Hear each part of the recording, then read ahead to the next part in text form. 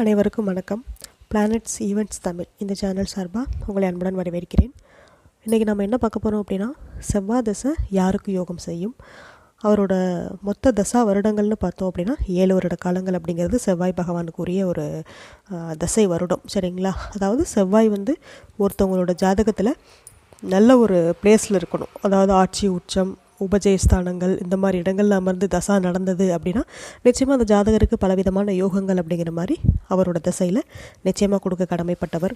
பொதுவாகவே செவ்வாய் பகவானோட ஒரு இது என்ன அப்படிங்கிறத பார்த்தோம் அப்படின்னா, செவ்வாய் அப்படிங்கிறத பார்த்திங்கன்னா ராஜகிரகம். சரிங்களா? செவ்வாய் பகவான் அப்படின்னா மந்திரி அப்படிங்கிற மாதிரி சொல்லுவாங்க. சரிங்களா?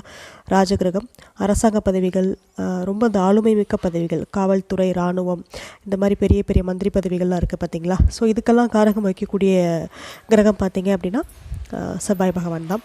அதே சமயம் இப்போ நம்ம உறவு முறைகள் எடுத்துக்கிட்டோம் அப்படின்னா நம்மளோட உடன் பிறந்தவர்களை குறிக்கக்கூடியவர். சரிங்களா?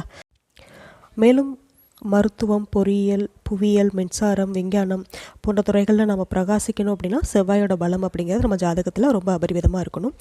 அதே சமயம் பார்த்திங்க அப்படின்னா மருத்துவத்துக்கு பேர் போன கிரகம். இப்போ இந்த செவ்வாய், கேது, இந்த மாதிரி செவ்வாய் ஒரு குறிப்பிட்ட கிரகங்களோட சேர்ந்து அந்த ஆட்சி, உச்சம் இந்த மாதிரி பெறும்போது பார்த்திங்கன்னா மருத்துவத்தில் ரொம்ப பெரிய ஒரு நிபுணராக இருப்பாங்க. சரிங்களா? அதுக்கெல்லாம் ஒரு பலம் யார் அப்படின்னு கேட்டிங்க அப்படின்னா செவ்வாய் பகவான் தான். சரிங்களா? அவரோட தசா வருடங்களில் அந்த ஒரு துறைகளில், அதாவது அவரோட காரகத்துவம் சார்ந்த துறைகளில் நம்ம இருந்தோம் அப்படின்னா நம்ம மிகப்பெரிய அளவுக்கு நல்ல ஒரு நற்பலன்களை கொடுத்து நம்மளை சமூகம் சார்ந்த அந்தஸ்து, பொருளாதாரம் இதிலெல்லாம் முன்னேற்றக்கூடிய அளவுக்கு பார்த்திங்க அப்படின்னா நல்ல ஒரு நற்பலனை செய்யக்கூடிய பிளானட் தான் செவ்வாய் பகவான். சரிங்களா?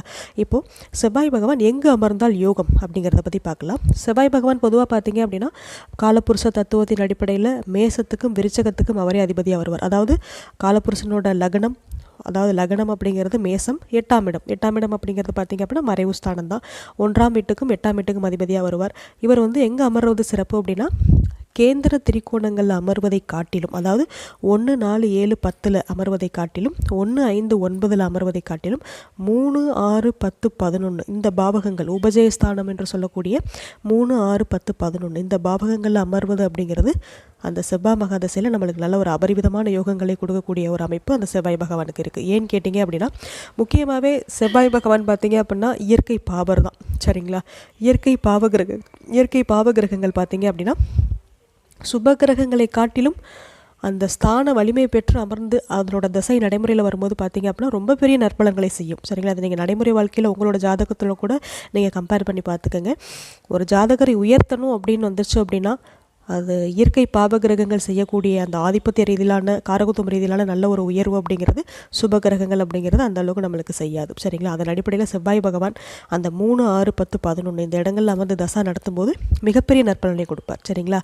அதே சமயம் இந்த செவ்வாய் பகவான் அதிக பலம் வாய்ந்து, சரிங்களா, இப்போ ஆட்சி, உச்சம், கேந்திரங்கள் அமர்ந்தும், உபஜயஸ்தானங்கள் அமர்ந்தும், குரு பார்வை, சுபர் பார்வை, சுபர் சேர்க்கை பெறும்போது பார்த்திங்க அப்படின்னா இந்த வீடெல்லாம் கட்டி வாடகைக்கு விடுவாங்க பார்த்திங்களா.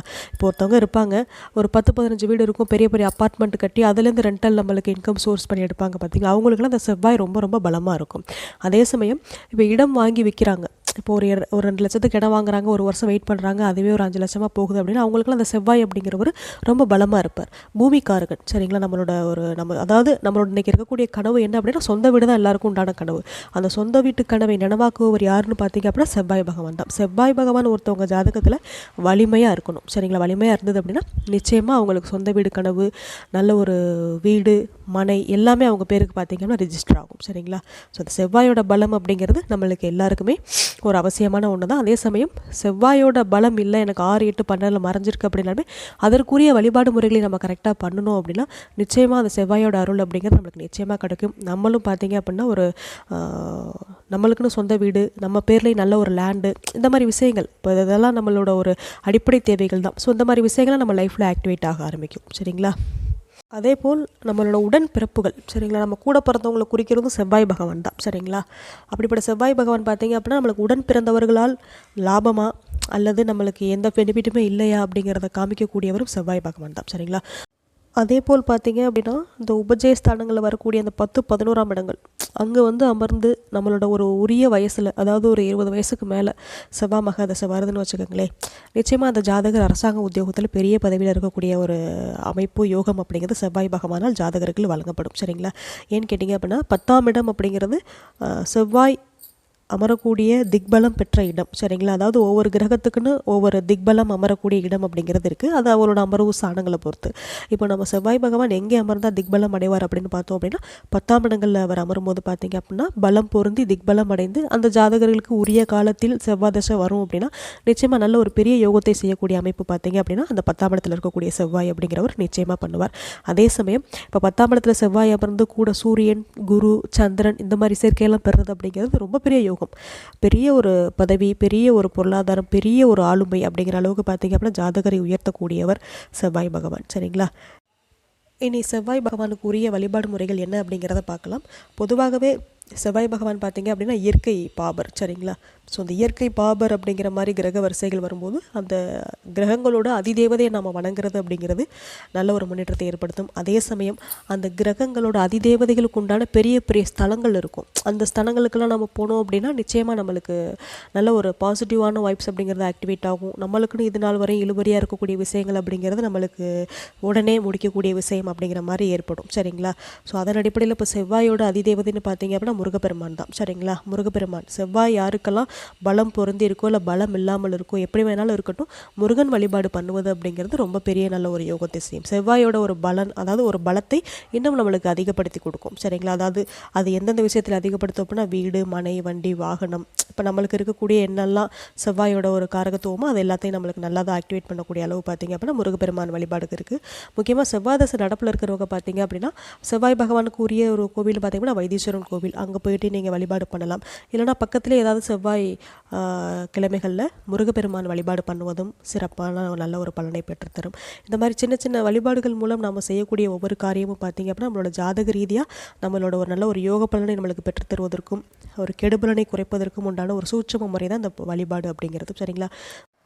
செவ்வாய்க்கிழமை நீங்கள் முருகனுக்கு விரதம் இருக்கிறதும் அப்படி இல்லை அப்படின்னா சஷ்டி விரதம் இருக்கிறதும் இதெல்லாம் பார்த்தீங்க அப்படின்னா நம்மளுக்கு செவ்வாயோட ஒரு அருளை பெற்று தருவதற்கு உண்டான ஒரு உரிய விரத முறைகள் சரிங்களா. முக்கியமாக செவ்வாய்க்கிழமை முருகப்பெருமான் வழிபாடு பண்ணுவது அப்படிங்கிறது ரொம்ப ரொம்ப சிறப்பை பெற்றுத்தரும் சரிங்களா. அதே சமயம் கந்த சஷ்டி பாராயணம், கந்தகுரு கவசம் இதெல்லாம் நம்ம வீட்டில் இருந்து படிக்கிறது அப்படிங்கிறது செவ்வாயோட நல்ல ஒரு நற்பலன்களை பெற்றுத்தரக்கூடிய ஒரு வழிமுறையாக பார்த்தீங்க அப்படின்னா நடைமுறை வாழ்க்கையில் இருக்குது. இதை நீங்கள் படித்து ஒரு சில வழிபாடுகளை பின்பற்றி செவ்வாய் பகவானால் ஏற்படக்கூடிய நன்மையான ஒரு யோக பலன்களை நாமும் பெறலாம் சரிங்களா.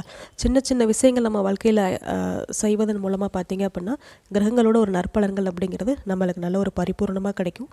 அதே சமயம் இந்த செவ்வாய் பகவான் அப்படிங்கிற பிளானட் பார்த்திங்கன்னா முக்கியமாக சொந்த வீட்டுக்கு பேர் போன ஒரு கிரகம் சரிங்களா. ஸோ அதனால் செவ்வாய்க்கிழமை முருகன் வழிபாடு பண்ணுவதும் நல்ல ஒரு முன்னேற்றத்தை ஏற்படுத்தும். நம்மளுக்குன்னு நல்ல ஒரு சொந்த இடம், சொந்த வீடு அப்படிங்கிற மாதிரி அமையக்கூடிய வாய்ப்புகளை நிச்சயமாக பெற்றுத்தரும். உங்களுக்கு இந்த வீடியோ பிடிச்சிருந்தது அப்படின்னா லைக் பண்ணுங்கள், சேனலுக்கு சப்ஸ்கிரைப் பண்ணி சப்போர்ட் பண்ணுங்கள். மேலும் உங்களுக்கு இப்போ நம்ம பேசியிருக்கக்கூடிய செவ்வாய் தசை அப்படிங்கிறத பற்றி ஏதாவது டவுட் அப்படின்னா நீங்கள் தாராளமாக கமெண்ட் பாக்ஸில் கேட்கலாம். இனியும் நம்ம எதிர்காலத்தில் பார்த்திங்க அப்படின்னா நிறைய ஜோதிட ரீதியாகவும் சரி, பிளானட்ஸ் ரீதியாகவும் சரி, ஆன்மீக ரீதியாகவும் சரி நிறைய விஷயங்கள் நம்ம பேசலாம். நன்றி, வணக்கம்.